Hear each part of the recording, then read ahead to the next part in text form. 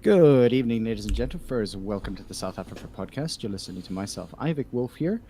Tonight's guest is Dio, and we're going to be talking to her about some of the things that she's been doing on her side. And our co-host, as always, is Scratch. Yo. Welcome to both of you. Hi, thank you for having me. Thank you for being on. I realize that it might be a bit difficult at times to do things like this. I mean, even for us, it's always been sort of very interesting to sort of talk about little issues like this, and I know that it's definitely something that could ruffle a couple of feathers here and there. Yeah, it's certainly been a wild ride, and it's always surprising what exactly makes people mad. Like little informations or, a joke that was once said 20 months ago that's still coming back up is this horrible news. I'm like, oh my God. So before we get too close into this, maybe you could tell us a little bit about yourself. Yeah, so I'm Dio. I'm an American living in the Midwest. I am a millwright, and that means I'm working on large industrial machinery for a living, and I love my job, and I love my family. I've got a nice little house, which is called the Furry commune. We have a lot of artists and people who lived here when they need a place to go and stay. Other than that, I'm a pretty normal person. I like going to furry cons, buying art, and supporting artists. Kind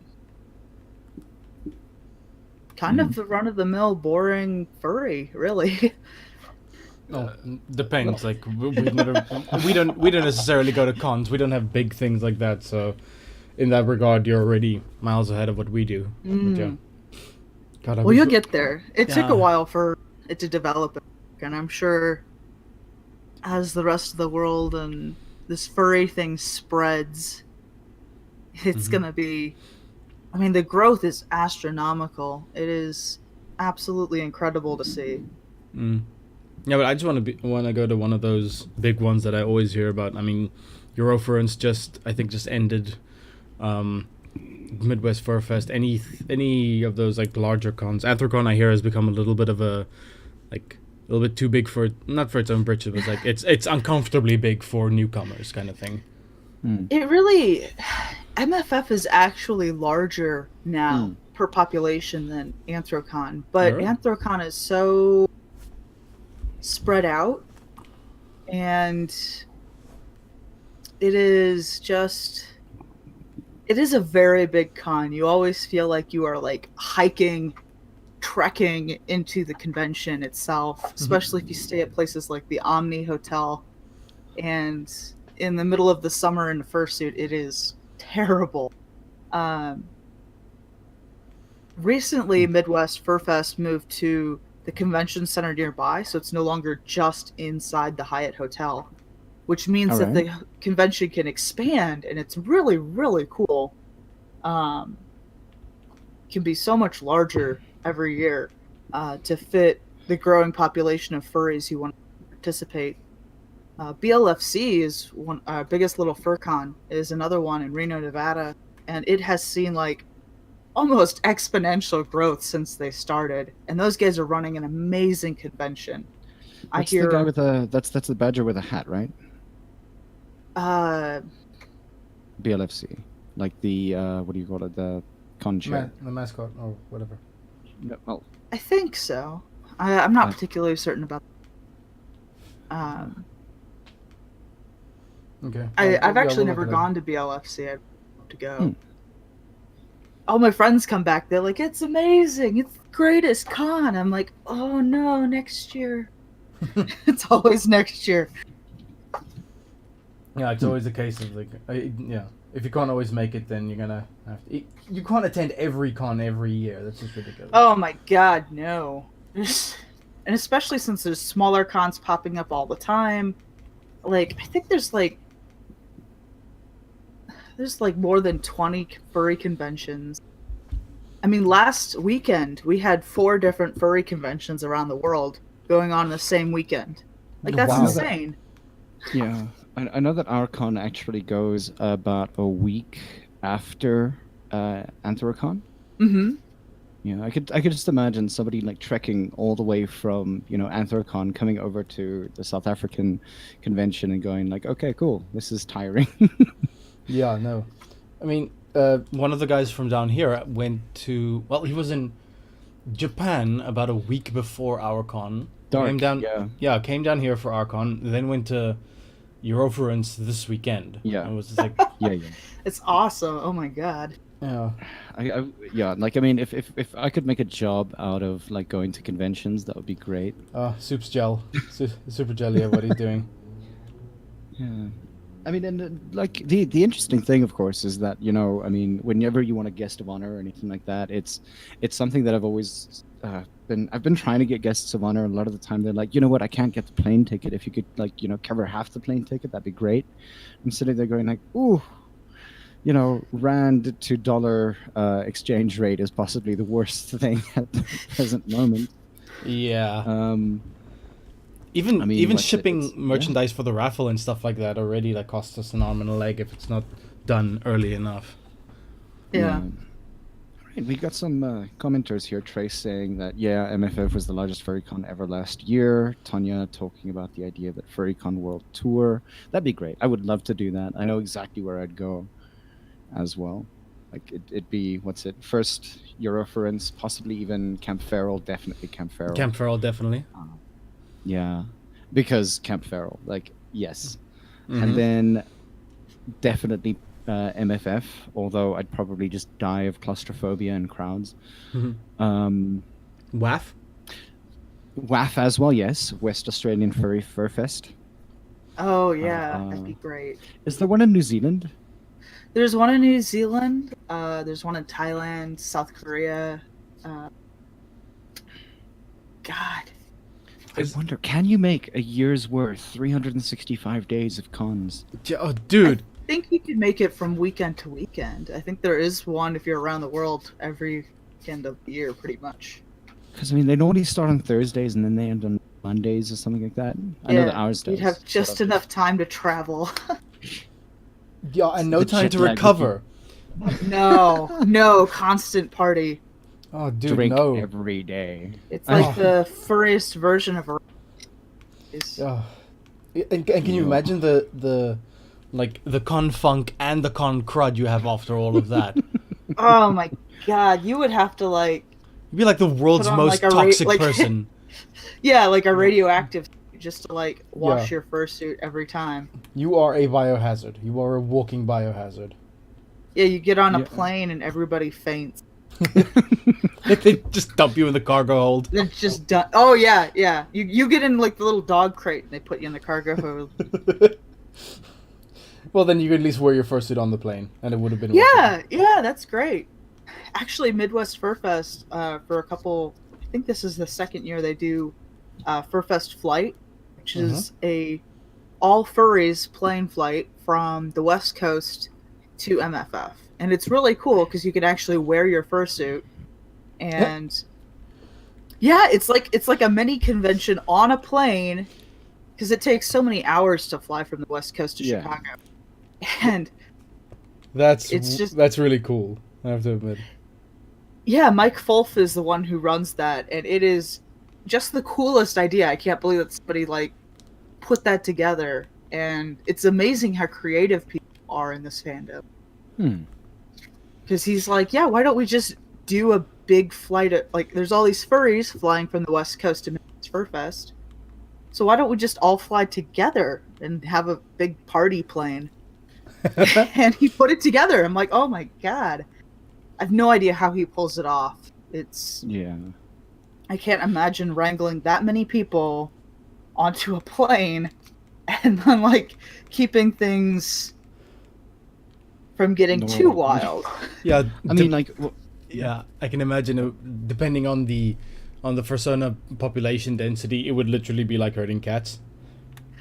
Yeah, it's every seat. They're completely booked. They're very popular. I'm like, it's amazing. These giant jumbo jets full of furries flying to Midwest Fur Fest.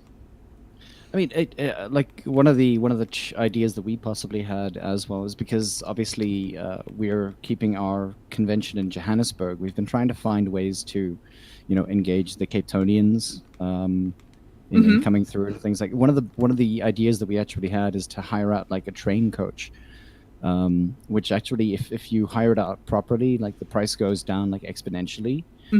And it's pretty much just an entire week's worth of traveling, get to the convention 4 days, then travel back on the train again. It's something that we need to look into, because we do want to get the Cape Town Furs more involved, but it's either that or we have a convention down in Cape Town, and it's expensive down that way. It's like we've been looking, and I mean the con cost pretty much almost triples if we want to find a place in Cape Town.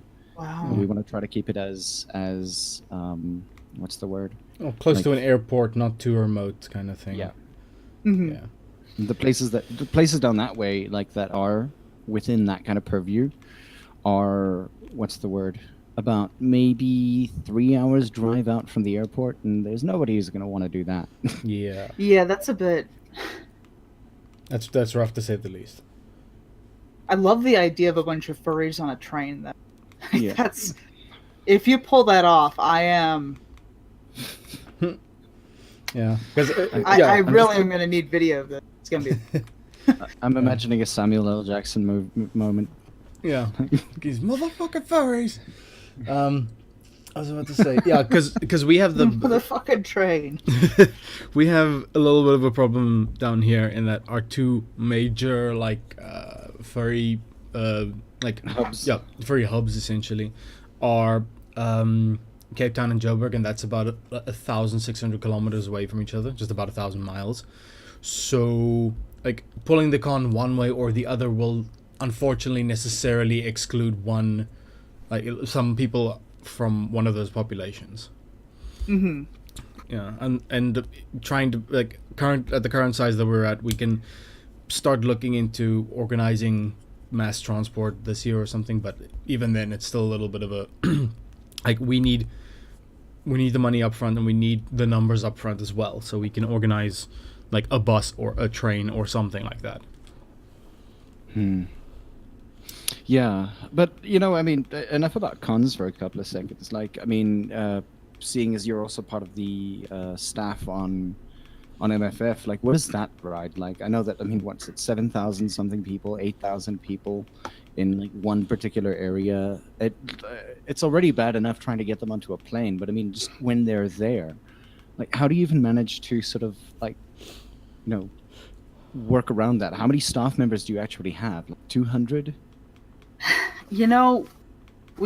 Our staff isn't actually that large. We have a very dedicated team, and everybody does this. It's a labor of love, and all volunteers. And it's I'm still shocked how this gets put together every year, and it's amazing because every year the staff has new ideas. They've got more perks for the people who show up. We want to make it more fun, more safe.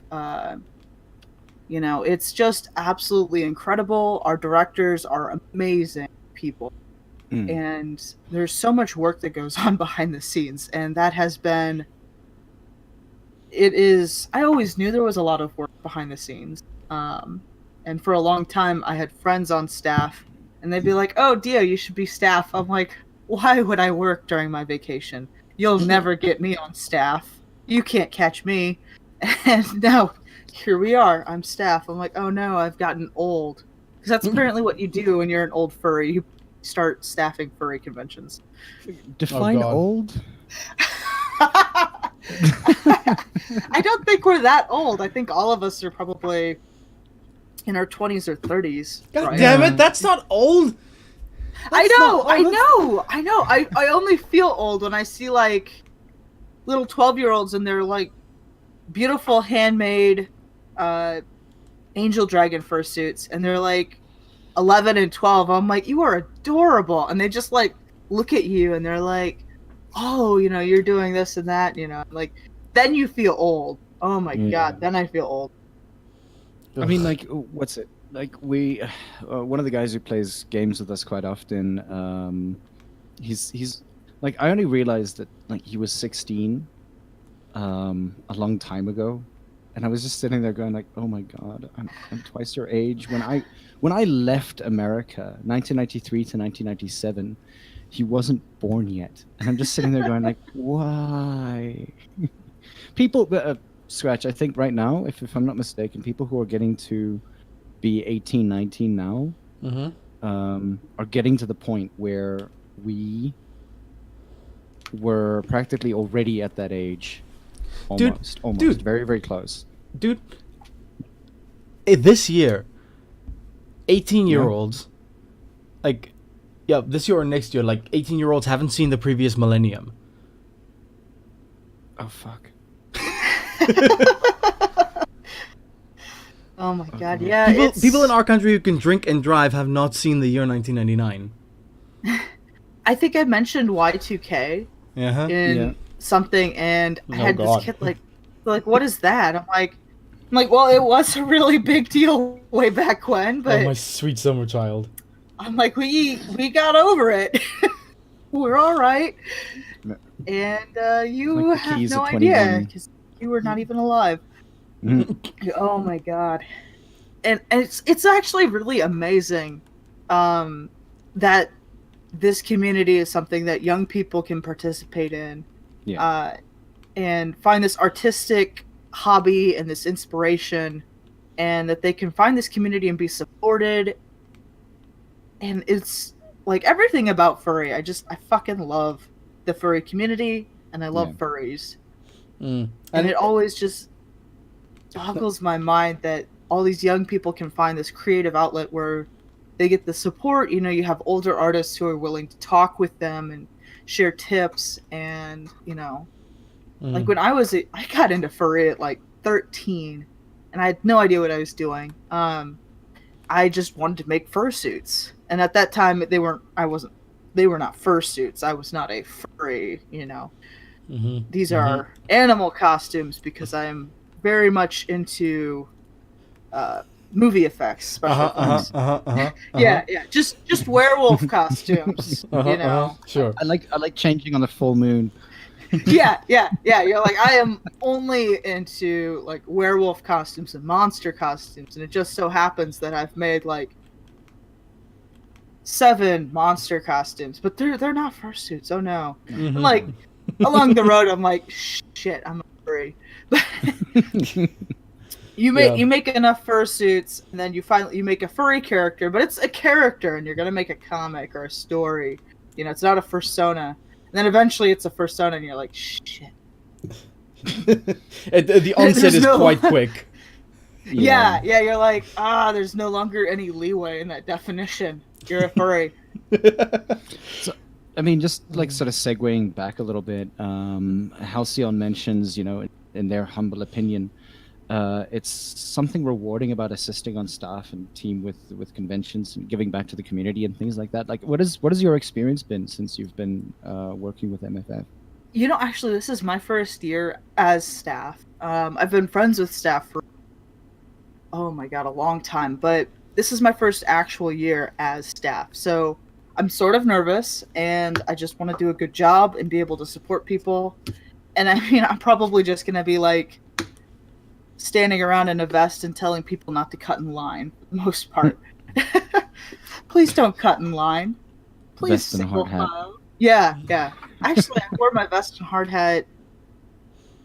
That's usually what I wear on my fursuit. So, but this time it will be an official vest and not the official telling people not to cut in line and behave, and making sure they're not, you know, too rowdy.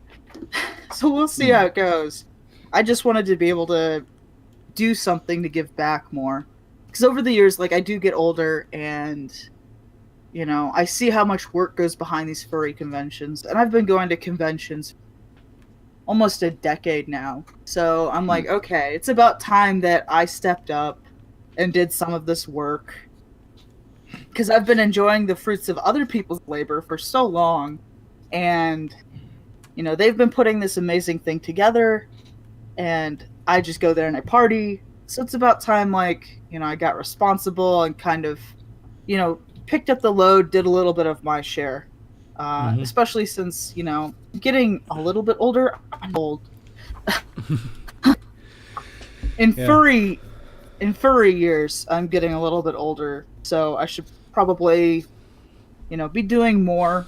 We've got a lot of young people in this fandom, and I'd like to see these conventions grow and thrive so that we can give them a space to have fun, like the way I used to have fun at conventions. So that's more so for me, is just a way of, somebody did that work for me in the past when I enjoyed conventions as an attendee, and they put all that work into making it happen, and I'd like to do the same thing for, and make sure that they have a wonderful, fun experience, just like I've had for so long.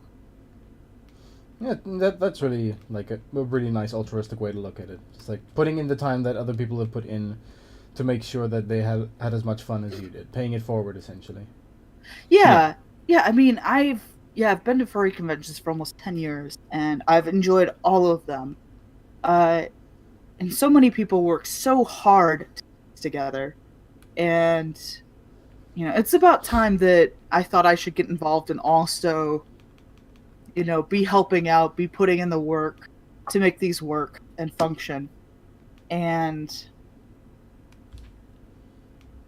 yeah, it's going to be a great experience. I already had tons of friends on staff, so it's not, you know, they're like, "Oh, hey, it's you again." I'm like, "Yeah, it's me. Hey, guys." So it's not all that different because they're the same group of friends, but now we're like working. I'm like, "Yeah, put my work hat on." So professional. Yeah. I got to put my professional furry hat on, my regular furry hat. Yeah, and like, what's it? Around about 4 o'clock in the morning, you're just like, okay, cool, I can relax now. Yeah. I've got to be much better behaved than in previous cons, because I had a little bit of a reputation being a party animal. Yeah. And I like partying. That's where I go to fur cons, is party. So now I'm like, okay, I gotta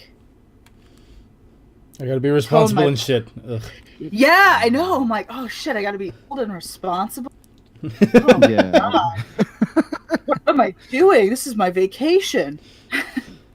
Who tricked me into this? Great. I know. Like, I have my friends that got you. I'm like, oh no. After all these years of me saying I would never do this and making fun of them. Now you've become them. I know, they caught me, finally. There are some really good puns in chat currently. Halcyon saying you're a working class hero. Tonya saying seize the means of production. Nice. Oh goodness, that sounds a lot more like seduction than anything else. It's just I could just imagine it being done like solely in suit. Yeah. Oh God. Hello, I'm your furry staff member, and I can't see anything.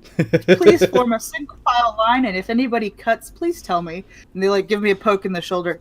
You're facing the wrong direction. Yeah. Oh, okay. Turn right around. The exits are in the sides and the back. It's like, please form an orderly line, otherwise I will be forced to have my handler do stuff because I'm not doing anything in this super expensive suit. Well, I have these huge, big bappy paws on my fursuit, and yeah, they're just basically like giant pillows on my arms. So I could probably give a few cuffs and be like, "Hey, you get back in line." They're like, these paws are so soft that I'm being smacked with. Oh, they're so soft. These adorable mittens. Yeah, these giant, adorable mittens with these little paw pads. Right. I do obviously like. I mean, beyond all of the other work that you've been doing a large amount of activist work, especially around Twitter and I think online in respect to opinion pieces and things like that. Maybe just talk us through what you're doing there. Oh my God. Yeah. So I sort of fell into this. I've always been against racism and Nazism and fascism and this sort of far right extremist violence, but it wasn't something that I necessarily set out to be a paragon or something like that. I've never been one that wanted the spotlight, and now it's sort of like been thrust upon me. And I'm like, oh fuck, this is really weird. Oh god, it's weird. Like, I remember I used to have like 300 Twitter followers, and they were pretty much all the people I bought art from previously. And like, that was it. It was great. And like, I could watch all my friends, and now I don't see anything on Twitter. It's just like this stream of everything. Yeah, I get tons of messages, and everything gets buried, and people are like, you don't respond to my messages. I'm like, oh god, I don't see anything. I'm so sorry. Yeah. Everything's buried. You're like number 200 on the list. Yeah. Yeah, I it's sent it yesterday. Oh, I know. I think I've got like, at one point I had a backlog on Twitter of like 600 DMs that I had to go through. I know. I'm like, oh no, I don't want to go through any of these. I'm like, maybe if I just like don't respond, people yet they ask me something, which they don't. You can't hide. And Yeah. but yeah, there was I made a joke about 20 months ago, right after Richard Spencer, an American neo-Nazi, got punched in the face on a live newscast. And that became a very funny meme in America. And so I made the joke, can't wait to punch these Nazis, to my friend Art Decade. And, you know, somebody responded with, I can't wait to see you shot. And, you know, I asked them, you know, are you implying that you're going to be bringing a gun to this convention? Because that's not allowed, you know. And, you know, people say all sorts of shit on. So I didn't contact anybody else. I just sent a quick message to the con staff security. I'm like, look, I don't think they're serious, but, you know, this person, you know, is implying or saying they're going to bring a gun. I want to let you know just in case. I'd feel really bad if something terrible happened and I, you know, didn't say anything. You know, I'd rather be safe than sorry. Yeah. Sent an email to the security staff, and then like I went about my business for a couple months and completely like you know, forgot about it. You know, it wasn't a big deal. And then all of a sudden I get this like crazy letter from the two of the directors on the board that owns RMFC. And it is just this like crazy sovereign citizen garbage. And for those not aware, the sovereign citizen movement is a very typically American, sometimes Canadian movement, where they don't believe in the government and they don't believe in that authority. They believe that there's like a secret money storage, that if they do the right things and they like video game the legal system, that they can get like $1 billion from the IRS, amongst other weird stuff that isn't a thing. You might have heard the joke, am I being detained? Because they often don't believe in like police officers and things like that, so they get tased a lot, and it's kind of become there's communities that collect these videos of sovereign citizens getting, you know, tased. Yeah. Well, I mean, I guess tased is better than getting shot, mind you. Oh, definitely. I'm still not a big fan of them getting tased, or anybody really, but so sovereign citizens are just kind of these fringe crazy people, and they play with the edge of far-right extremism, anti-government conspiracies, and sometimes into violence against local authorities, government officials, police officers. It can be quite dangerous, but generally not towards the general public, just towards the government. Positions of authority. Yeah. So this letter it has a lot of stuff in it that is typical of sovereign citizen language and what they use, or what they believe the legal system works. One of the big giveaways is it's signed. When it's signed, there's a red fingerprint next to it. And sovereign citizens often believe that you have to put your blood red fingerprint on your legal documents to prove that you are an actual person instead of like what they consider a shell company of a person, basically. Like a corporation of a personhood of whatever.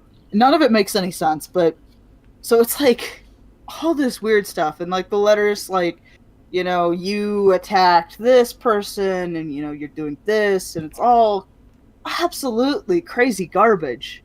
And, you know, they're going to come take my house and my car and my wages. And I'm like, what are you talking about? So what, the IRS is involved? You mean a government? No. Yeah, it's just like, I'm like, what are you, like, you're crazy. So, you know, I took it to my lawyer. My lawyer's like, this is some batshit insane stuff. Like, my advice is don't respond to any of this. And I'm like, okay. So my lawyer wrote them a response that was basically like, don't talk to my son or my son's son ever again. And like, it's like some, yeah. And it was like, it was weird. You know, and when I first got the letter, actually, I thought it was fake. Like somebody was trolling me or a joke. I'm like, nobody would possibly write this crazy ass fucking letter and send it to me. So I look up the name though that it's signed with, and it turns out that he owns the parent company that owns RMFC, and has a past conviction with sexual contact with a child, minor. So yeah, it got really, really dark really quickly. And he supposedly had left the convention and had, you know, wasn't involved in like 2008 when this first came to light. And people are like, yeah, we don't want somebody, you know, around kids with that kind of history. Understandably. Yeah. So then, you know, I talked to a couple people, and I eventually posted the letter online, you know, explained what had happened, and everything blew up from there. And it turned out like there was other stuff going on, like the convention staff had been receiving threats from other people, not me, not anybody I'm affiliated with or close to. So then they've been receiving threats. They had back taxes due to the IRS that they were working out. You know, they had two sovereign citizens on the board that own the parent company, and then one of them had this past conviction. So there was like a big pile of mess that happened, and the convention shut down, and everybody just went absolutely nuts. There's a lot of like, you know, it's this person's fault, it's that person's fault.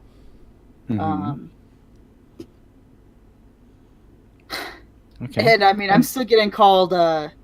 At one point, I got so tired of everybody like commenting to me, I changed like my Twitter name to Con Cucker, because you know, yeah, I'm like, I thought it was an obvious enough joke that people would not take this seriously. And the fact that I was just so done with this situation. Turns out they weren't done with you. No, not by a long shot. Oh my god. So yeah, Con Cucker, and now people point back to that. They're like, see, she was bragging about murdering the convention. I'm like, oh no, oh my god. I didn't expect you to think that it's bragging because it's a joke. Like, you can't cuck a convention. It's like what, 2,000 people that I personally cuck all of them? Like, I'm not even into that fetish. This is really, it's just a joke. Oh my goodness. Calm down. It's like slapping a company. How do you perform that? yeah. How do I cuck the company? So, I mean, it's been a learning experience of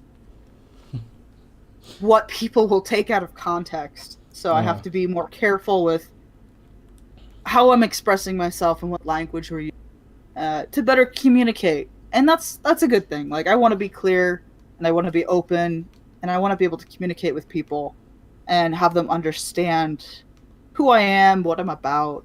And there's a lot of misinformation, and I don't want to be scary to anybody. Like, it sucks that I'm sort of this boogeyman figure to a lot of people.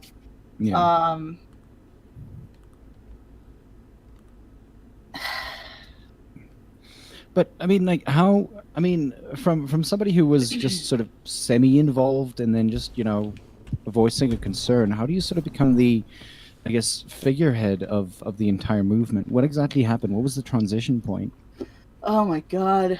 So the convention closed down, and these groups formed after that were, supposedly in defense of the furry fandom against, like, the SJW menace that kills conventions.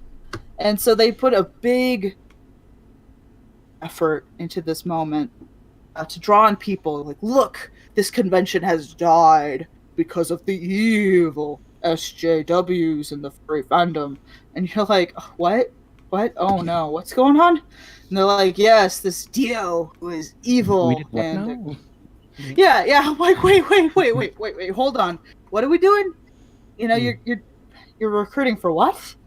Why do you need this? Like, furry is already a community. Why do you need a community inside a community? So it's like a weird fraternity? No, it's not. So it's like, they did this big recruiting drive, and so now there's kind of two groups that are positioning themselves as the, anti-SJW or anti-whatever the solution to the fandom. And, like, SJW is such a fucking meaningless term nowadays. Like, it can mean anything, and people are still throwing it around and bandying it about. I'm like, why are you even saying it? It's just like, now it's just a word for people you don't like. Yeah. And so I am a person they do not like. And that's mainly because of, like, I don't tolerate fucking racist bullshit. So I have all these people, they did this recruiting thing, and they're also a bunch of fucking racists. They're like, yeah, we hate SJWs and we want to say bad words about minority people and get away with it. No social repercussions. And I'm like, well, if you say terrible things, there are social repercussions. You can't just ask people not to care about the things you say or the horrible things you do. Like, that's part of the responsibility of free speech is when you use your free speech doesn't mean that you have no ramifications, and it doesn't mean that other people can't speak back to you either. Yeah. So these guys think that free speech is about not having responsibility over your personal what you say, and it's not about having other people speak back to you. Like, them saying horrible things, free speech, but me saying, dude, don't say the N-word, come down. And they're like, oh no, my free speech, the SJWs are attacking me. I'm like, oh, Jesus Christ. Calm down, dudes. Like, just don't be racist. Like, please. Yeah. It's easy. There's a whole furry fandom that you can go frolic in. There's conventions and parties. We have DJs and musicians and artists and all sorts of really cool stuff's going on. You don't have to be racist in the furry fandom. Like, just be furry. Yeah, and you there's a lot of and you have the right at the end of the day, it's Sorry, go ahead. Go. You have the right of free association. You can choose who you hang out with. Just, like, if you don't want to hang out with them, then don't hang out with them. Just don't make a scene out of it. Yeah. Yeah, I mean, it's... Yeah, the whole free association thing, too. They're like, yeah, So I block a lot of people on Twitter because I get a lot of spam and bullshit. And they make sock puppet accounts and, like, re-spam the same shit. So they're like, well, you blocking me is against my free speech and it's censorship. I'm like, no, it's freedom of association that I don't want to associate with you because you're just a fuckhead. Like, leave me alone. Yeah. I always like to point to that one XKCD comic about free speech. Like, free speech means the government can't arrest you for what you're saying, but other people don't have to entertain your bullshit. I mean, that counts for both sides, honestly. I mean, like, it's if you everybody. don't want to hear it, don't associate. Exactly. I mean, there's a lot of people who don't like the things that I say, and that's fine. Like, cool. And there's a lot of, even my close friends that don't agree with, like, I get a lot of people like, you have your personal politics and you don't talk to anybody you disagree with. I'm like, well, that's not actually true. Like, a lot of my don't agree with me on most of everything. But we still work through our differences. Like, it's all about communication and talking through it. Yeah. And you have to approach that in a responsible manner and also with a level of tact and empathy. A lot of these guys in these groups are struggling because they don't go forward into these conversations with that tact and empathy. Yeah. Which further isolates them from the rest of the fandom, and it kind of keeps driving them into this group, and it's like it's a feedback mechanism, you know? They get polarized by the people they're with in this group, and when they leave the group, they've been kind of radicalized, and they say these incendiary things. Mm-hmm. And when they say these things, other people react, and they're like, oh, this is proof that I needed this group all along. They go back to the group, and it keeps feeding and building on itself. And it's really sad. Like, I just want them all to, like, you know, I wish they could get out and realize that most of the fandom is really chill and awesome. And you can just participate in that, and it's great. You don't have to be stuck in this sort of really nasty group, and you don't have to feel like the world is out to get you, because it's not, you know? It's a really magical place, and you have a ton of friends. You just haven't met them yet. You got to talk to people. And, you know, they feel... Like, I wrote an article about this, and those feelings of... Yeah, those feelings of isolation and being targeted, and often they're not... they're struggling in their own personal life with either depression, getting into college, their social lives, not having a lot of friends, not having a very supportive family. So they're seeking out these groups to fill in those voids of friendship and belonging. And these are really toxic people who are actively seeking people who are more able to be manipulated because they just really need these social groups. And it's really sad to see. And I'm not exactly certain yet how we can reach these people and help them. I mean, like, and that's a very sort of that's a good point to sort of get off from, in that if Badge is actually asking a particular question, like, with all the people that are constantly griefing you, don't you necessarily get paranoid about people, for instance, or in the sense of worrying that there is some sort of ulterior motive when somebody attempts to approach you on something? Like, how do you sort of tell when that's happening? Oh man, I do get a lot of bait. I get a lot of DMs where people are like, I have most of them are very obvious, and I'm like, oh, you're 12 and you're trying to troll me. That's adorable. I should tell you, when I was a troll back in like 2004. Let's but share troll stories. Oh God, please no. I was such an asshole. I got better, and everybody else can get better too. It's just about maturing, getting older, being more empathetic with people, and you know, I mean, like, it's interesting that you say that about empathy and everything like that. And I mean, a lot of people would paint you as this monster. Like, and I, like, the thing is that I've seen some of the things that have been said about you, for instance, and they come across as though, like, you're, like, you know, restricting them in some way or form, and that you're actively doing all of these things to them. Like, how does one get from one narrative to the next?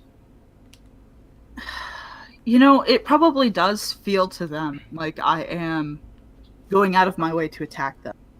I post a lot of their the quotes verbatim of the things they say, in order to try and keep people from joining these groups and getting sucked into this.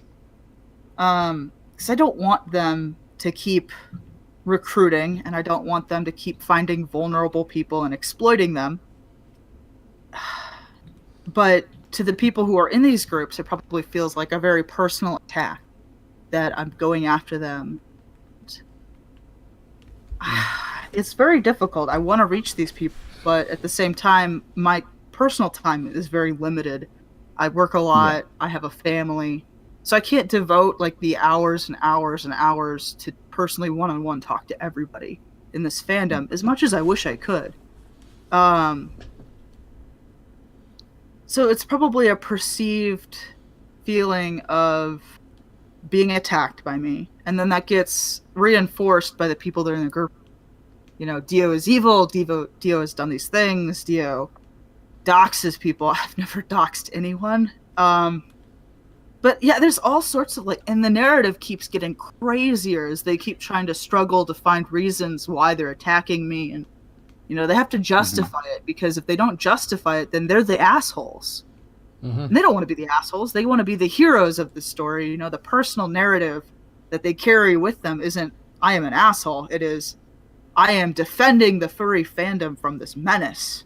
Oh, goodness. So. Yeah. So in order you have to justify that, and the justification and the rationale behind that is Dio must be evil. Dio does terrible things. What are the things that she does? I think right now they're going around calling me a terrorist, which is rather extreme, but they say I dox people. I've never doxed anybody. They doxed me. Hilarious. So there's a little hypocrisy there. Lots of really strange things. I think my favorite one was that I was blackmailing Kage into making 2 be banned from Anthrocon, even though 1, I'm not blackmailing Kage. We've never really talked. And 2, isn't banned from Anthrocon at all. So the whole premise of this story is complete bullshit. If you look into it, you're like, wait, 2 isn't banned from Anthrocon. Kage isn't being blackmailed. None of this is real. Oh my god, I'm an asshole. So it's you don't want people to feel that way. But if you've dedicated a couple of months to being nasty at somebody online, and then you realize that the person you've been nasty to is just another human being on the other end of a computer, that feels bad. Nobody wants to feel that way. You don't want to feel bad about the things you've done for so long and how much time you've invested into this group. And it's something you feel that you believe in, some valiant cause, which was shown to be a straw man, essentially. Yeah, they feel... And it feels empowering as well. They feel like they're fighting back in this culture war. They feel like they're doing good by participating in this group. And, in other ways in their lives, they feel powerless. And this gives them a sense of, doing something and being part of a group and doing some meaningful effort in the world.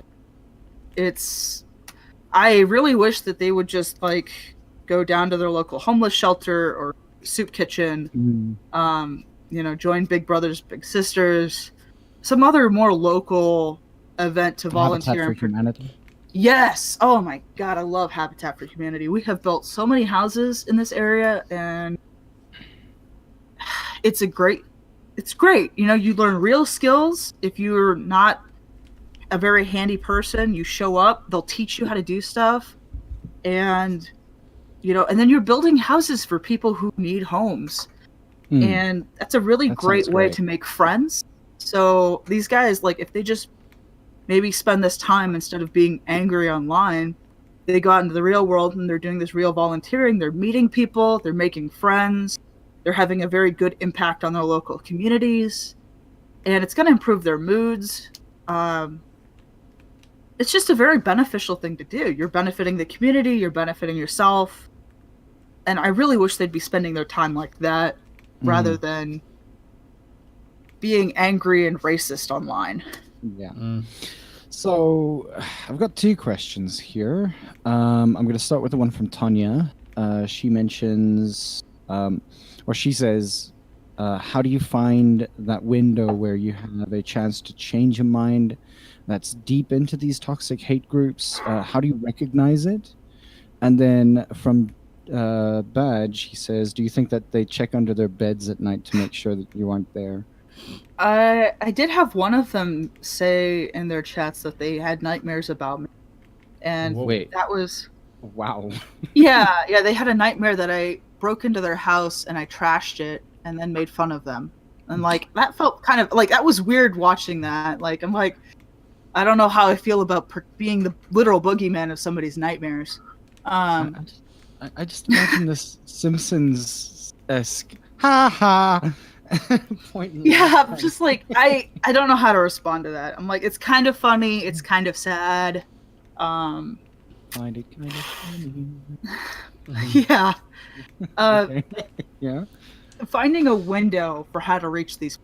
I mean, I've reached not a lot of alt furries, and they hate this at least, like Len and Blumir, and the people who actually one-on-one talk with me figure out pretty quickly that I'm just some average lady who likes stuff, and we have a lot of common ground.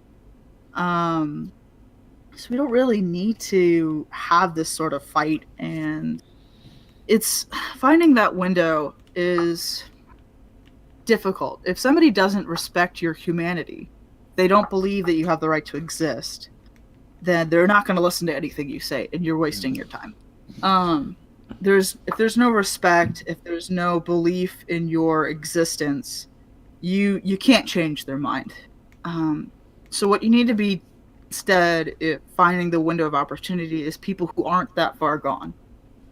Or if you have a friend, you already have this connection with somebody where they trust you and they respect you, and you see your friend is falling into a bad group or something like that, then you should reach out. That's the important part, is looking out for our friends, because that's where we can make the most impact. And because random strangers on the internet come say, hey man, you're doing a bad thing, isn't going to work out that well. Like Dumpster Cryptid is somebody who, like 8 years ago, yelled at me about eating meat. And at the time, I was super angry and I did not listen to them and I didn't like them. And you know what? Over the years, though, I've thought about that, and now I'm a vegetarian. So sometimes it works, and sometimes it doesn't. And you never really know if you've had that impact and how long it's going to take to kind of work on somebody before they realize, And what also, you've said is important. I suppose also part of that is just approaching it with a little bit of empathy instead of this militant attitude. That's also a very quick way to scare someone off of your cause, is to be angry about it. Yeah, but I mean, and like the weird thing is that it doesn't necessarily, like, I've followed this for at least the past year now, as to what's been going on. I've been, I don't know. It's always surprising to find that, like, every time that like I've approached somebody who's gone on about it, they've never really called anybody out, like names. The only names out there would be things like Len, for instance, and like the really loud ones. Yeah, the really loud ones. And I mean, like, it's that entire idea with two, for instance. I mean, a large amount of people actually hope that he might turn around, but the thing is that it's not up to us to be able to sort of like force that issue or anything like that. It just makes things a bit more awkward, I guess. Because as a small group, we all have our own opinions. You could be right wing if you really want to be right wing. That's perfectly fine. You can be left wing. You can be alt right. You can be alt left if you have to. But I mean, at the end of the day, why would you want to stand for anything like that? So the question that I'm really getting down to is that, like, the push towards sort of politicizing, because I know that this is a question that's been asked quite often. Why politicize the furry fandom in any way, shape, or form? Like, why continually draw attention to it? Well, for one, there's only one actual organized group in the furry fandom whose goal is pushing politics in the fandom, and that's alt. They have a leadership structure, and the leadership has specifically stated, which I have a video of them forming the group specifically to push alt-right politics in the fandom. So you don't see this in conservatives, and you don't see this in liberals, and you don't see this in leftists. It's just this one group that is pushing politics in the fandom as an organized group. I mean, I talk politics and current events because I'm a human being in a society. But I'm not, like, organized with another group of people to, like, raid go after people or something like that. And so they're doing these things as an organized group for politics. And there's no other group doing that at this time. It's mostly individuals, isn't it? I mean, like, I've had my fair share of conversations about this. Like, don't you think this is going too far? Yeah, I mean, it's like I've always been political, but it didn't really matter when I had like 300 followers. So now that I've got like more people like, you have to stop being political. I'm like, well, it's kind of important to me. I don't live in a where I live isn't necessarily super safe for LGBT community. It isn't the best as far as racism in America. And in my own life, my job, there's a lot of persecution being that only 2% of millwrights country are female. So I don't get to work with other women. I don't get to see that. So a lot of your whole life is political, whether you want to give it that term or not. How society is structured is a part of, how we experience and how we go about our day, the rights and freedoms we have, implicit or explicit. So I don't mind people being political as individuals. I don't really like political groups in the furry fandom, because when you start organizing people, you're dividing the fandom from being furries, which are made up of individuals, to being, this furry group versus that furry group. And I keep getting added to furry groups in their minds, part of this narrative. Like there's a furry Illuminati secret group that's controlling the fandom. Illuminati? Yeah. So, and whoever you talk to, like for Illuminati varies. Like usually it's me and Dogpatch Press. Sometimes it's Kage. Sometimes Pepper Coyote has been added in there. It kind of depends. Like there isn't another group for them to fight, so they have to make up this group. They have to just throw in people they don't like, and they're like, that's, and then they outline that, and they're like, that's the group of people we're against. It's like not really a group. These are people I've maybe talked to twice. Like Vex, who is very left-wing. He's a friend of mine. Like, we're not in a group. It's just we're friends. There's no organized leftist group that we're controlling the fandom. And so it's really strange to see, like, how odd it is that somebody sits inside a political furry group and they're like, I hate political furry groups. And you're like, you realize, what are you doing, dude? Yeah, I'm like, I have no idea. I'm like, that's a really strange personal belief to be. It's sort of like cognitive dissonance there between the two ideas of, I hate furry political groups, but I'm also in a furry political group. But my group is okay, and this made-up group is not. Yeah. Sorry. Yeah, it doesn't make much sense. Yeah.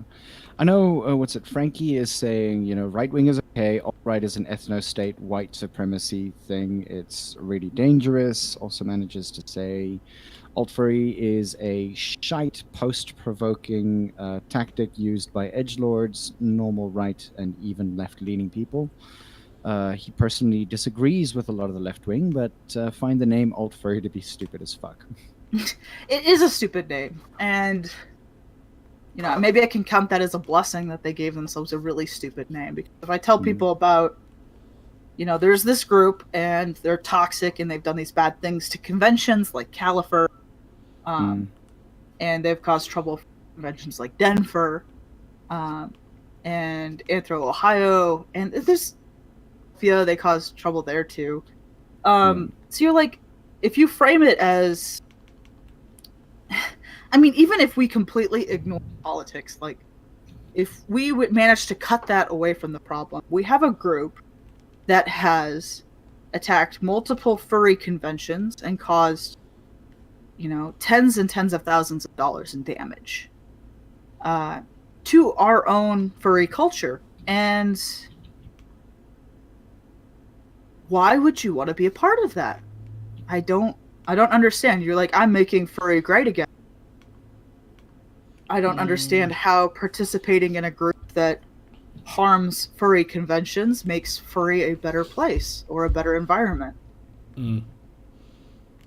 So some people would argue that, I mean, we're talking openly about all of these things. We're talking, I mean, at the end of the day, we're here, we're online, we're live. If anybody ever wanted to actually make any kind of conversation or ask any kinds of questions, they're more than welcome to do so. There are people who are listening on the phone app and everything like that. I know that Yote at this point is asking a particular question, like the opinion on the fuck off Nazi for badges that are being handed out at Eurofurence feels that they're a bit proactive. 100% agrees with the movement, but forcing the idea out there in the form of these badges kind of seems like it's bringing too much attention to these extremists. Like, what exactly is the sort of call on that? I mean, it's one thing sort of like saying that in your personal capacity, but it's another thing sort of, I guess, pushing a badge like that onto a person who's getting there. I think that there was a comic recently that was released that sort of had, you know, it was like an arbitrary subject, and like, you know, I don't like child molesters or something like that. You know, everybody agrees that yes, human trafficking, yeah. But I mean, it could be easily connected to that as well. Like, what's the thinking behind it? I mean, because I know that you've personally said that the badges are a good idea. What makes them a good idea? Well, I can only speak for myself. And if anybody is interested, Eurofurence, both the director and the con itself have released statements that you can find that were printed in the con book and the daily Eurofurence. And I really recommend reading those because it's a lot longer and more in depth, and it gives their specific reason why they gave these ribbons away. But as for me, like, there is a group of around roughly 300-ish individuals in the furry fandom, and they're from all over the world. Some of them are in Germany. And, you know, we have them in our culture. Like, there are 300 people who are part of this alt-right. Even if they are not alt-right themselves, they are in a group that is led by alt-right, far-right leaning, you know, pro-ethno-state, pro-genocide group. And when their leadership was like that, the group is skewed. You know, the information that gets in is curated through these people. So the group itself is slowly like a pressure cooker radicalizing. And that's dangerous. Recently had a thing called like Pizzagate, and it's all nonsense, but the nonsense eventually got far enough that one person just took one unstable person, took a AR-15 and went to this pizza parlor and shot it up. And, you know, it only takes one person who gets this crazy message, who gets this group that radicalizes them, gets them scared, gets them angry. It only takes one person to cause a lot of damage and a lot of tragedy. So I think this proactive stance is a good thing, both in deterring people from joining this group and entering into that pressure cooker of radicalization, and as a way of making sure that these people are already in there and, you know, determined, who have made this their identity, and, you know, they've swallowed this and made it, you know, they cling to it. It's theirs. They are alt-furry is them. And it keeps them aware that these conventions are a safe space for all people, all furries. And it is not a place for racism. It's not a place for their violence. It's not a place for attacking conventions, not a place for attacking other furries. And we as a community are not going to stand for that. I mean, that's always a fair answer, and I think that, like, I mean, a large amount of the time, people just want a fair answer as to why it exists, how it exists, etc., etc. It makes it, it's it's just so interesting that like it gets blown out of proportion like this. I mean, some people would say, "Oh no," but I mean, like you look at the furry community and you're sitting there, going, alt furries would never, do this or this, or nobody's really a Nazi because of this question or that question, and you're gonna sit there going like, "Okay, cool. Well, I mean, your rhetoric sounds fine, but where does that come from? Why does that sort of rhetoric continue to be, reiterated that, but I'm not a Nazi, and then on the other hand, they continually sort of go ahead and say, but I'm not a Nazi, but I don't mind the idea of an ethno-state. Yeah, it gets to be a lot of, I'm not a Nazi. I'm like, okay. They're like, I'm just a white identitarian who wants to uphold and make a white future. I'm like, actually, those are neo-Nazi talking points. I don't know if you recognize that you are repeating that. And I'm not sure where you got that information. But you should really be wary of wherever you picked that up from. Like a few months ago, I was in a Discord server with my friends, and there was a young furry in there, and he said, he started talking about white genocide. And I stopped him and I'm like, do you know what you're saying? And I really don't appreciate the neo-Nazi rhetoric that you're using, and I'm worried about you. And he's like, well, I'm not repeating the. I invented this term. I made up the term. Yes, I know. I'm like, wait, no, you didn't. This is actually a term on like Whitaker's site. This is a term on Stormfront. This is a term, the Daily Stormer, the Daily Showa, all these horrible, horrible racist places.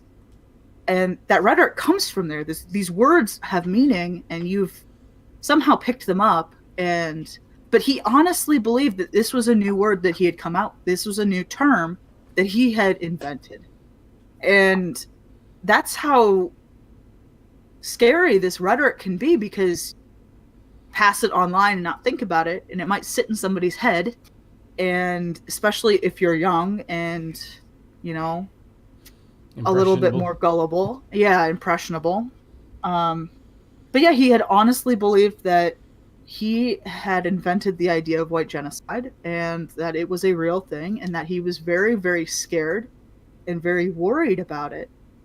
And it was very sad to see, somebody who's only like 15 being absolutely terrified that he was going white in America. I'm like, that's not really going to happen. Live in America and you're fairly safe. But where are you getting this information? And you should probably avoid sources. He's like, well, my friends tell me these things. And so it's oftentimes you're not, like, people aren't going to the Daily Stormer's website and reading it. They're not going to Whittaker's website to read it. It's being filtered through InfoWars or Mike Cernovich or more popular and palatable sources, and it gets sort of morphed and made into a more appealing package, and it trickles through friend groups, and it reaches people. And that's one of the reasons we have to be more careful within our own friend groups when we have a friend who posts something like that. You're like, hey, I'm not sure you're aware of where this information came from or what this rhetoric is, or this terminology you're using. And I'm worried about where you've picked it up. And I think we should talk about this. So with that, obviously, now we've got another question. With the statement being so bold, that being Nazi furs fuck off, it's very clear, obviously. But I mean, in the case with the ribbons, it was in a conversation with a friend where they brought up the idea that it's something that can be taken by the Nazi groups and harden them further, or even provoke a more hostile action. Do you think that there's any validity in that statement? Well, I really don't, because right now they already feel validated in being aggressive and antagonistic in our community. They already feel that. Like, these ribbons don't change that idea that they are the persecuted minority and that they have to lash back out. And you see it in the culture at large when the majority of people stand up against this, it takes away their power, their ability to recruit, their ability to get out in the streets, so to speak. Milo Yiannopoulos recently posted that he's spent like all of his personal fortune holding these alt-right rallies, and that he's not getting the support anymore. People aren't helping him. People, all the outpouring against him, all this sort of anti-fascist action, so to speak, limits his ability to reach people, limits his ability to hold these rallies. It limits his ability to reach new minds and express his ideas that can be quite hateful. And Richard Spencer, another who is a neo-Nazi American, has also posted that the backlash and people being aware of what he's doing, people being against what he's doing in large groups as solidarity as a community standing against him, has made it so that he can't hold these rallies and that he can't share his neo-Nazi ideas with people. At points he's stated that he's afraid to go outside. He's afraid to have more rallies. He's afraid to keep spreading these ideas, and like he doesn't feel welcome. And like that's an important thing, is like you shouldn't feel welcome to be an angry racist who wants to genocide all black people from America. Like that's a really terrible thing. You shouldn't want to kill off 20% of the population. Like please don't do that. That's a terrible idea. And it's a very, not only toxic to other people will be the targets of your genocide, but it's a toxic idea to hold within yourself, that other people are less worthy, that other people their lives aren't as valuable as your own. And it's a really sad way to live your life, because, you're not reaching out to people, you're not making these friendships and these connections that you could have. It very much limits these people. And so not only are they causing their communities that they're in to suffer by pushing racist or genocidal anti-Semitic language and actions, but it's damaging personally. They're not making the same friends. They're self-isolating in a way. Yeah. Okay, that's a lot to take in. I smell straw. I'm assuming that means straw man. Explain how it could be taken as a straw man. I mean, I suppose if you view yourself, well, I have lots of friends. All of Furry is my friends. That means I have 300 friends. Like, okay, I have lots of friends. But I mean, I've talked to the people who've left Furry, and they realized very quickly that none of these people, that they were useful idiots, so to speak. That they're being a part of the group really didn't help them, as far as like it gave them a chat to participate in. But there are lots of active Furry chats. Like, if you're looking for that, you can find it elsewhere without the sort of baggage that alt-Furry carries. In South Africa alone, we have 15, 20 different group chats. Over 5 platforms, it seems. Yeah. I mean, there's what's it? There's WhatsApp, Discord, Twitter. Discord, yeah. WhatsApp, Telegram. Discord, Twitter, Telegram, Facebook, the forum. Yeah. So I mean, all these platforms exist. And the thing is that the vast majority of the moderators, for instance, actively say, look, I mean, freedom of speech is allowed. If somebody reacts to it, they'll react to it. That's up to them. What's the word? Another guest 849, the same person who says, I smell straw. I don't think Milo wants to kill all black people. I mean, that's a reference fair, to Richard Spencer, though. Yeah. I didn't say Milo. I said Richard Spencer. Yeah. Milo personally has gone on college campuses during his tour and named and posted the photos of trans students in order to get them attacked on campus. So encouraged physical violence on specific individuals. So that's generally why people don't like him. Yeah. Here's a photo of somebody I don't like, and here's their name, and here are the classes they're in, and you should take action. And then he's very vague about what that action is, but it generally ends up in somebody getting physically hurt. Yeah. I mean, and that's always going to be the question is that, like, I mean, if we want to talk about strawmen, for instance, the entire idea of, like, reiterating a particular thing, and granted, they did say, stream cut off a little bit, but it sounded like it was going in the direction that he was saying that, what's the word, alt-furries should kill, black people, for instance, which isn't necessarily true. It's somebody else who said that. Like you said, it was Richard Spencer. But I mean, it's that kind of misinformation. I think that a large amount of the time, one of the things that we can do very well is be more aware of who says what, and then obviously go back and say, okay, I've done this research, I understand what is actually being said, and then make a decision off of that. I don't necessarily think that it should be in any way, like, I mean, you know what, if there's a divide, there's a divide. So what about it? Is the general question I'm going to ask about it. Is that, like, it exists, and people have their own political leanings, but at no point is it ever fair to say that we should kill this group of people, or that we should do this, or delegitimize a particular person's, ideas and thoughts and things like that. It's little things like that kind of sort of put it out there. Frankie now also saying a lot of furries, including himself, are concerned about what people interpret as what is Nazi, and that's actually a very, very fair question. What is interpreted as Nazi in modern American American street politics?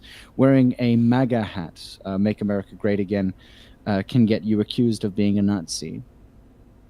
Are those people going too far?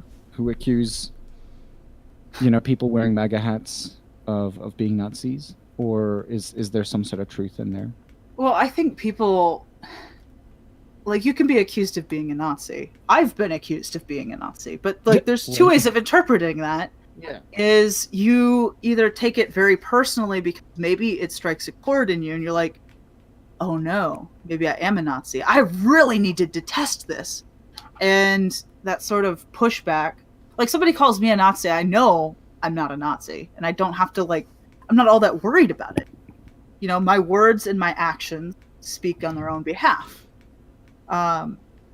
So it's like, okay, thanks for the trolling statement, it's okay. So if you get called a Nazi and you're Nazi, you can just be like, all right, thanks, angry person. You can talk to them if you feel like it, if you feel it actually makes a difference. Be like, actually, these are my political beliefs and statements. This is what I stand for, and these are the things I'm really doing in my community, locally, and things like that.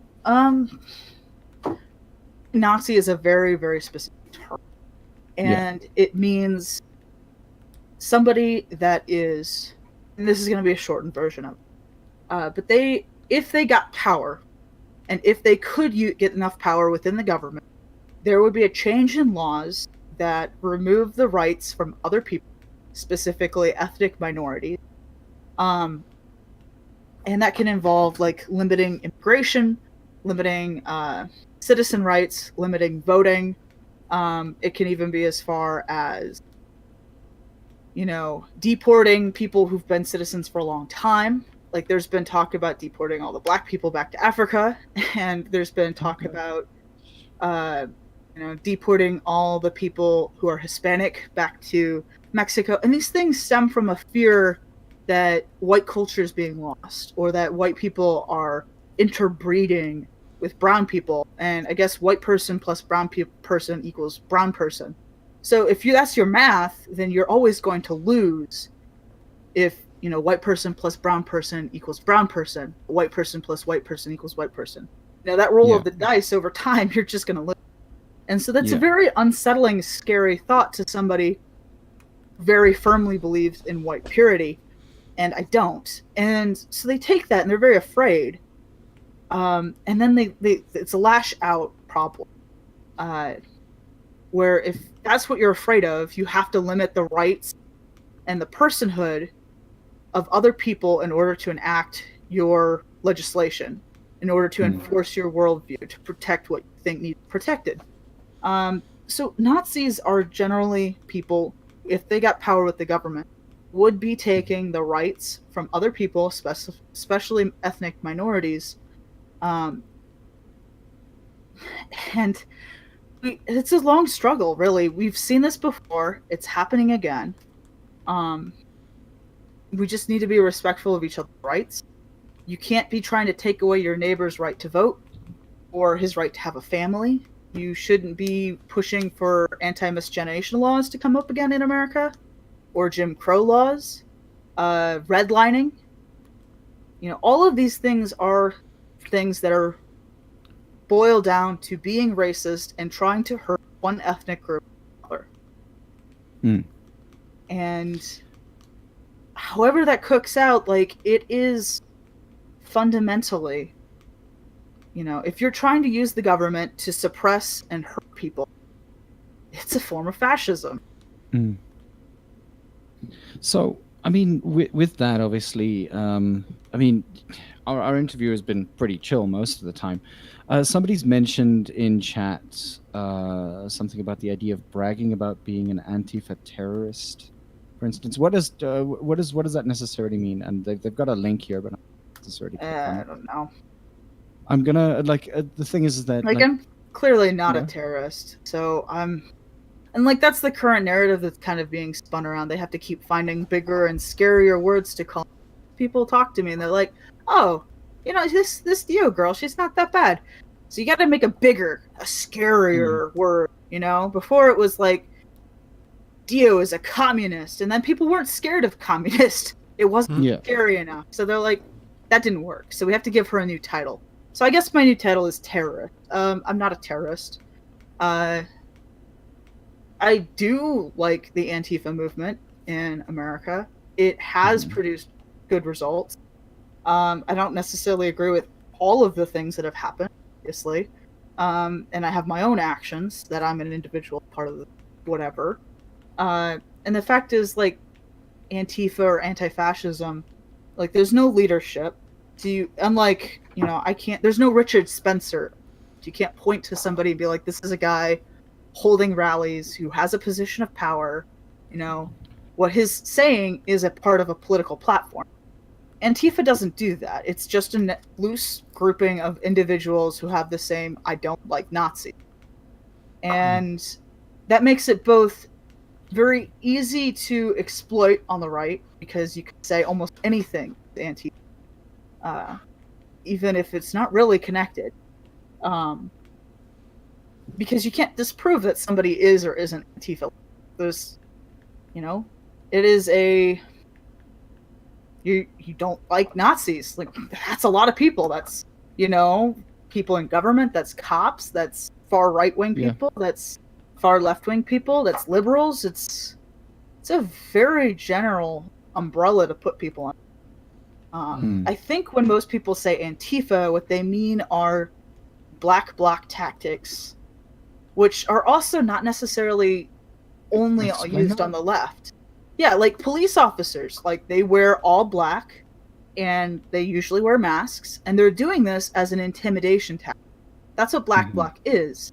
It's a way of being intimidating as a whole group, presenting a single front, so that one individual can't be, the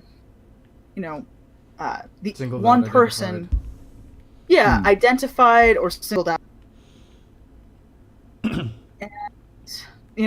Police are doing this, but nobody goes like, oh yes, the Seattle police, those Antifa. It's so silly. And black bloc is a tactic. It's a long tactic. It's been used in Greece. It's been used in all over Europe. It's been used all over America. It's not new by any stretch of the imagination. And in a lot of the world, it's absolutely necessary because they don't have this. America does. and their governments, when they protest politically, are going to find them and going to hurt them and their families. Yeah. So, if you are upset with the idea of protesting politically and hiding your face, you should probably think about that in regards of free speech and the abilities you have and the rights you have. Not a lot of people don't have those rights. Like, I can only speak as an American where I was born with these rights, and I take a lot of people take them for granted. But say if I was in, another country that was not quite as kind to its political dissidents, like, there could be a lot of danger in speaking up. Yes. Yeah. And I mean, the thing is that, like, I mean, as you might know, South Africa is in a very sort of interesting position currently, and America's tried to muscle in.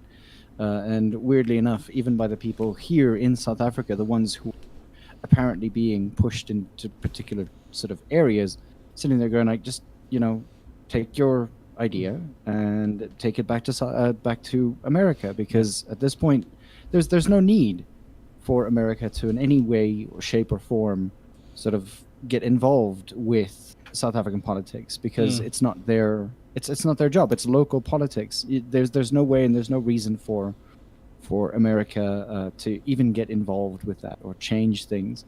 There's a whole bunch of people sort of posting here currently. Okay, cool. I'm going to ignore some of these. I wouldn't pay them much mind. Yeah. They're obviously very upset and probably feel personally slighted.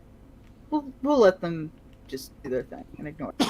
But yeah, go on. Tell me more about South Africa.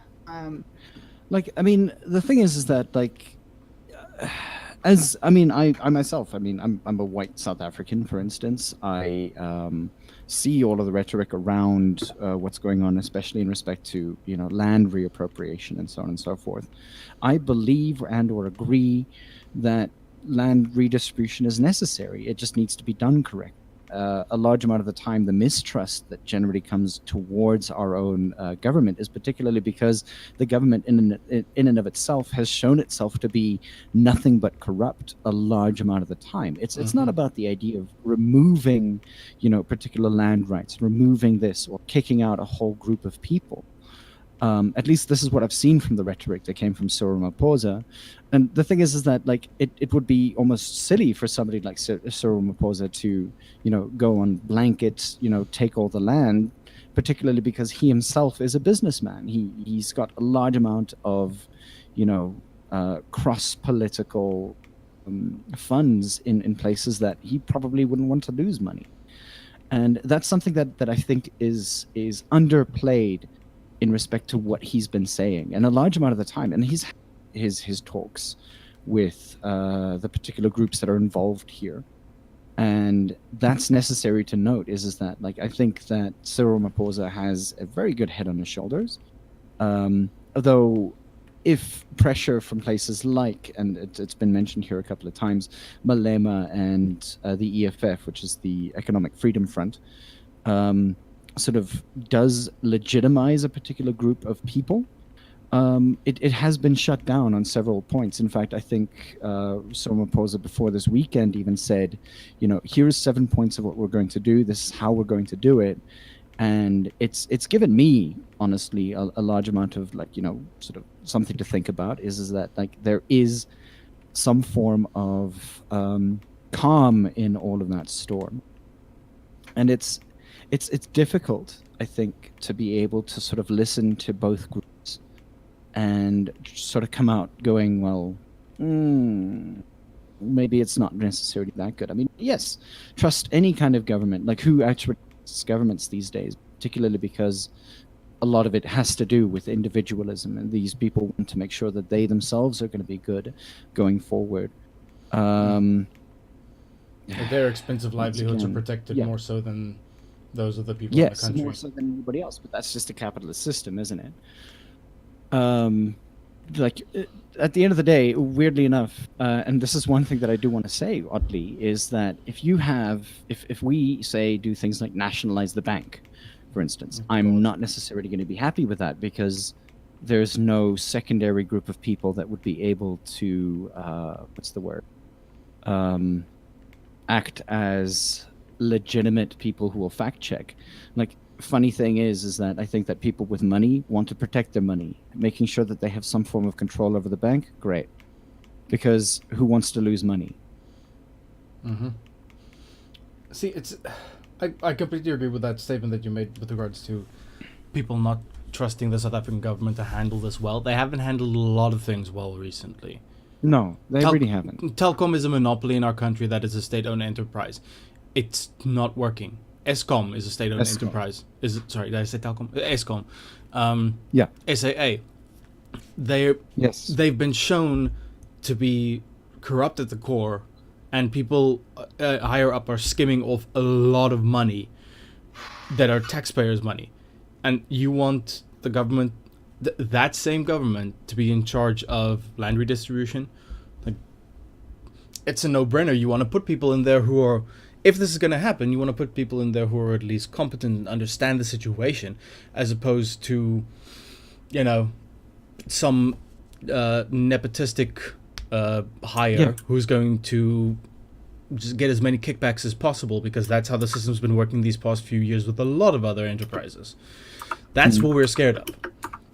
That's what most of the brouhaha has been with regards to, at least in my mind. Yeah. No, I agree with that completely. And the thing is that, like, again, if we had a group, and none of the groups, I just have to say this, like, people say, oh no, the DA is good, or this group is good, or whatever group is good.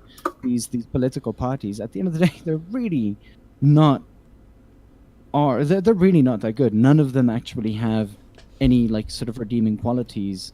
But that's our ruling governments currently. These are the people that are constantly out there saying all of these things. We're doing this, we're doing that.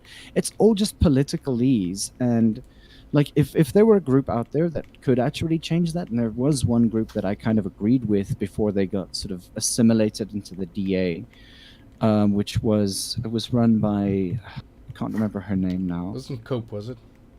No, it wasn't Cope, which is another group that I would actively agree with, but just not strong enough to be able to ever come into political majority. It's, I think, typing can be heard. That's just a quick mention, I think. Sorry about that. Yeah, no worries. It's a multifaceted argument, and we can stand on either side. I just don't necessarily think that it's a bad idea. I think with most politics, it's how the platform is carried out. You know, is it responsible to the people? Is it democratic? Is it, do you have good watchdogs making sure that it's corrupt? And in the end, if you're doing actions that are for the good of the majority, or that are good for the good of the population, I shouldn't say the majority, but for everybody. And that can be difficult. Like, we can all disagree points of policy and how policy is carried out, because there's a million different ways to enact this and how to enforce those laws. The important part is that in our own government actions, that we are acting with empathy and love and consideration towards each other and other people. Yeah, it shouldn't be that difficult. Yeah, it really shouldn't be that difficult. And I think put into a position of power. Use it for the greater good of the people that you're actively putting in. It's weirdly enough, one of the stupidest questions that I've had to ask recently is that, like, I don't even know who my my district councillor is. I don't know who they are. I don't know what their number is. I wouldn't be able to ask them any kind of questions. Like our congressman. I don't know our version of. I suppose that's our version of your local congressman. But you hate the streaks. you've got a district guy. You actually voted for him on a piece of paper. He's a ward. He's a ward coordinator. Or ward manager. Ward councillor. Ward councillor. Yeah, ward councillor. Yeah. Like, I don't know who mine is. I don't even know where the hell they are. I don't know if they exist. And honestly, and I asked, like, one of the guys that I speak to very, very often is a person who has actively worked on the legislation for land distribution, has actively done everything that is necessary to be able to ensure that everything is done correctly. And he's actively told me, like, there are very, very smart things that he's been talking about. And I talk to him on a daily basis. I ask him, are you doing this? Are you doing this? Are you doing these things? And he literally denies everything that's being sort of thrown out there as, you know, it's going to be a land grab. It's going to be this. It's going to be that. So at least there's some good thought going into it. He's a very, very, like, he's super competent. I mean, he's got a master's degree in politics. I wouldn't expect any less from him. And he's been on radio shows very often. And I'd rather believe him than anything else that's sort of out there. This is my work colleague. I can't necessarily, like, he's pretty much the only person that I smoke with these days, since the vast majority of the people that I used to do that with don't, or aren't even with our company anymore. And, like, I can't but trust that. I don't, like, for me, I can't get out of this country if I wanted to or not. The thing is that I'm here and I'm here today and I'm here with people that I want to work with. I think that's pretty much the only kind of idea and ideology that we should go with. We should work together towards a brighter future to make sure that everything that we're doing is done and checked and balanced in the right kinds of way. Yeah, I agree with that. And that's, you know, that's the thing that's not really being carried to America conversation. The nuance is completely lost. You know, speaking as an American, the way that South African politics are represented is grossly and terribly misrepresented. And it is really quite tragic because it's being used and abused by people with their own political ideas, and they're trying to use this as some sort of cudgel to beat their political opponents in America. And, you know, at the end of the day, it's not helping South Africa, it's not helping South Africans, and it's not helping Americans. So why, you know, the misinformation, the lies, it is really hard to see, and it's definitely hard to get the correct information from across the ocean. And I'm so glad that you guys took the time to talk to me today. I'm so glad that I got to hear about this from you directly, rather than, you know, from so many Americans that have had it filtered through whatever channels. Because there's nothing like having direct experience. No, it definitely helps being able to talk to people. I mean, with us on the show, it's useful to have, and useful and eye-opening, I suppose, to have people from overseas who have first-hand experience with a lot of the political things that are currently, like, not in vogue, but in the news, like in our current issues, like talking to people about, like, what the refugee situation is like in Germany, or what Trump's been doing, and what how the US has been handling a lot of its stuff in the rallies and protests and counter-protests and all that kind of stuff. It's useful having this sort of first-hand experience, or first-hand, you know, accounts of what's going on in different theaters of politics. Yeah, it's really amazing that we get to have this community world. Absolutely still thrilled by this idea that, you know, I have this machine in front of me that allows me to communicate with wonderful people from all the way over in South Africa or wherever else in the world. It's amazing. And if only we could be using this for the betterment of the connection of humanity, rather than turning against each other. You know what I mean? Yeah. Definitely. Yeah. I think this is as good a point as any to sort of trail off on. Wrap up. We've been gabbing for an hour and 40 minutes now. Yeah. I'm so sorry, everyone. No, not at all. I think this has been a very eye-opening conversation. I think that when it comes to the sort of like information that's out there, there's nothing better than talking directly to the people who are involved.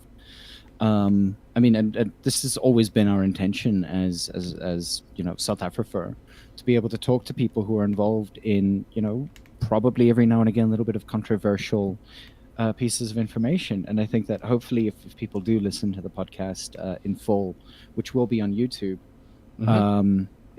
it's something that we can just sort of reflect on. And thank you very much for giving us that kind of information to reflect on, because it's always been it's been a pleasure having you.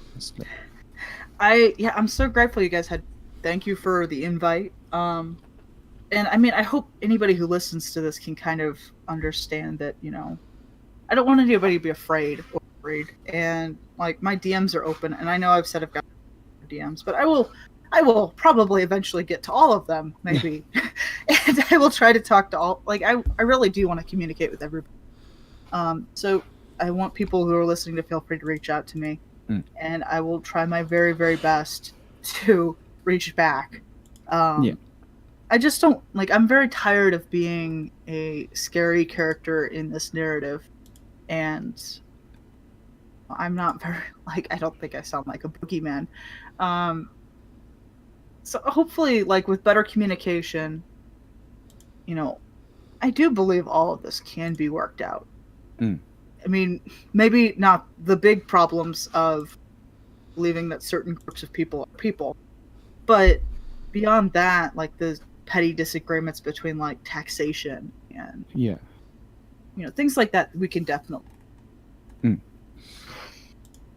I mean, Twitter DM's the best way to reach you, or Discord?